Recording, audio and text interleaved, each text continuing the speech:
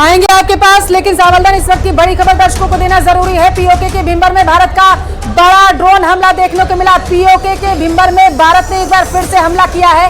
इससे पहले आपको याद होगा जब भारत ने स्ट्राइक की थी तब इसी भिंबर को भारत की तरफ से हेमंत निशाना बनाया गया था।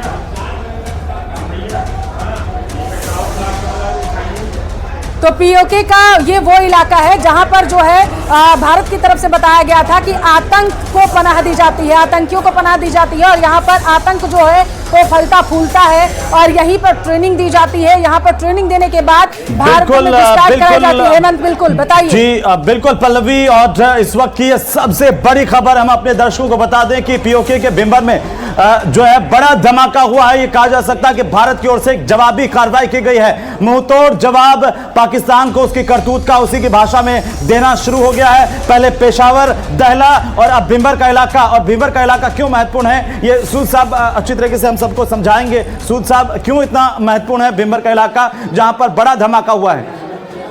देखिए, भिंबर पे इनकी बहुत सी एक्टिविटीज चल रही है पाकिस्तान की आर्मी की, और देखिए इस टाइम पे पाकिस्तान की आर्मी को जवाब देना बड़ा जरूरी हो चुका है। क्योंकि देखिए, पहला क्या था कि हमने आतंकी जो इनके ठिकाने थे वहां पे हमला किया।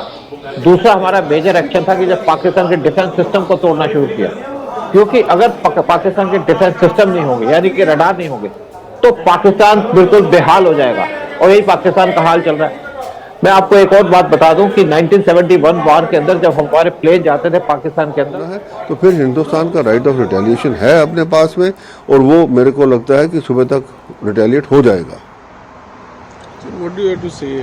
There was firing. So now we are seeing that the firing has started again on LOC and international border. So how do you see that? See, it just shows that Pakistan is not a trusted nation. The words that they gave provoking for a ceasefire, they have broken it within 4 hours.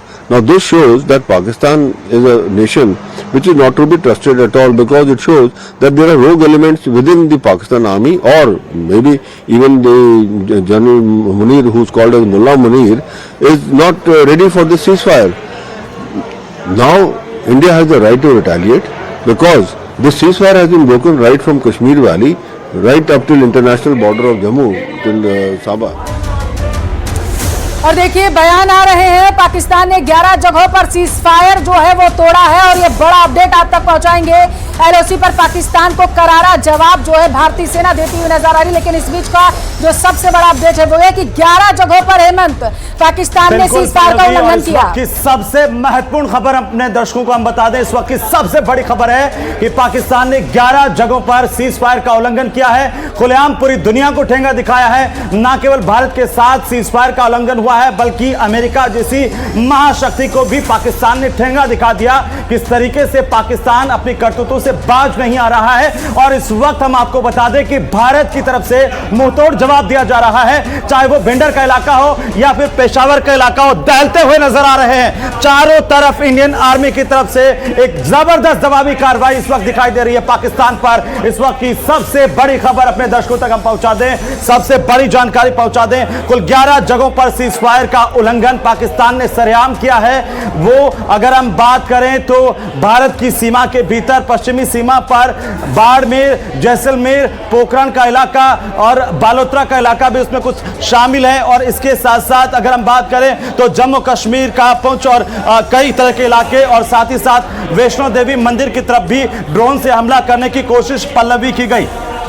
बिल्कुल, और यही नहीं, वैष्णो देवी मंदिर को पहले भी पाकिस्तान की तरफ से निशाना बनाया गया था। एनके सूद साहब, सीधा आपका रुख करते हुए, भारत की तरफ से क्लियर कट कह दिया गया था प्रेस कॉन्फ्रेंस में कि पाकिस्तान में सैन्य ठिकानों को और रहवासी इलाकों को निशाना नहीं बनाया जा रहा है हमारी तरफ से, लेकिन पाकिस्तान अपनी हरकत से बाज आने का नाम ही नहीं ले रहा है। लगातार उन इलाकों को निशाना बनाया जा रहा है पाकिस्तान की तरफ से जो रहवासी हैं, जहां पर मंदिर हैं, जहां पर गुरुद्वारे हैं।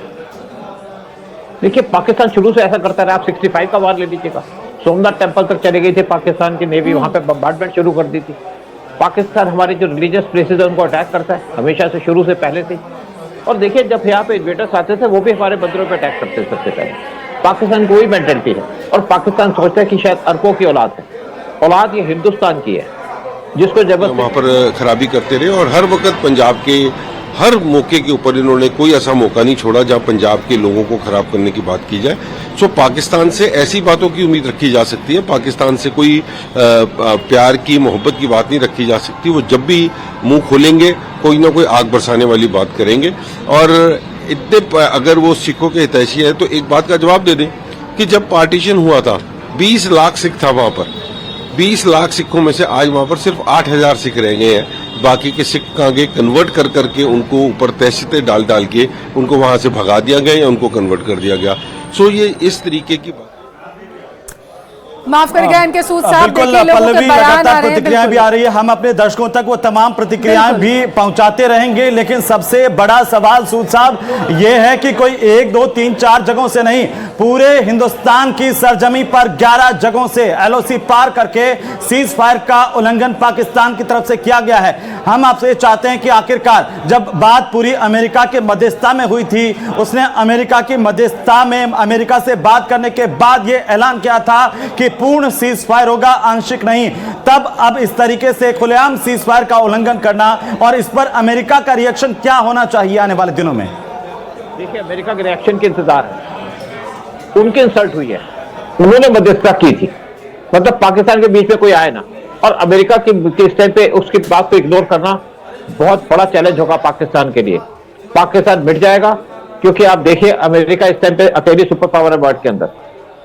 रशिया के साथ उन्होंने अटैक किया, यूक्रेन को उकसा दिया, तो आज तो रशिया के ऊपर सैंक्शन लगा दी। अगर आज अभी देखिए जो कुछ भी हुआ ये कहां से स्टार्ट हुआ, जब IMF ने पाकिस्तान को दोबारा से एक लोन दे दिया और अमेरिका की मर्जी के बगैर लोन नहीं मिला। क्या अमेरिका का समझौता था पाकिस्तान के साथ? क्या उनका एग्रीमेंट हुआ था? कुछ बीच में बातचीत तो हुई होगी, लेकिन उस चीज का अभी खुलासा नहीं हुआ। इसका मतलब है कि अमेरिका यहां मध्यस्थता करना चाहता था, अमेरिका पाकिस्तान की साइड लेना चाहता था। जब अमेरिका की पाकिस्तान बात नहीं सुनेगा तो अमेरिका बदला तो लेगा। इंडिया को फ्री हैंड देना पड़ेगा अमेरिका को। और देखिए, हम जो बात कर रहे थे कि हमने पाकिस्तान के आर्मी इंस्टॉलेशन पे अटैक नहीं किया, उनकी इकोनॉमिक एक्टिविटीज पे अटैक नहीं किया।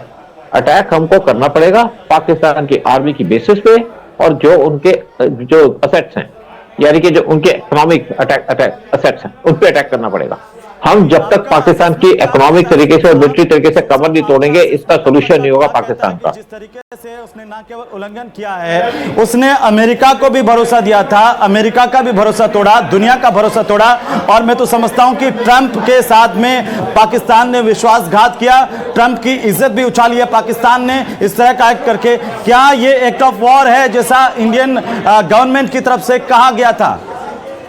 बिल्कुल एक्ट ऑफ वार है। एक्ट तो पाकिस्तान वॉर तो इंडिया के साथ शुरू से कर रहा है। जब 26/11 किया तो भी तो एक्ट ऑफ वार था, पार्लियामेंट पे अटैक किया तो भी एक्ट ऑफ वार था, जब उन्होंने पुलवामा पे अटैक किया तो भी तो एक्ट ऑफ वार था, जब 26 हिंदुओं को मारा तो भी तो एक्ट ऑफ वार था। लेकिन अमेरिका को तो बीच में आना ही चाहिए था, क्योंकि यहाँ 26 हिंदू मरे थे। अगर 26 क्रिश्चियन मरे होते तो अमेरिका क्या करता? क्या पाकिस्तान से कहता कि आप इंडिया के साथ लड़ाई मत करो?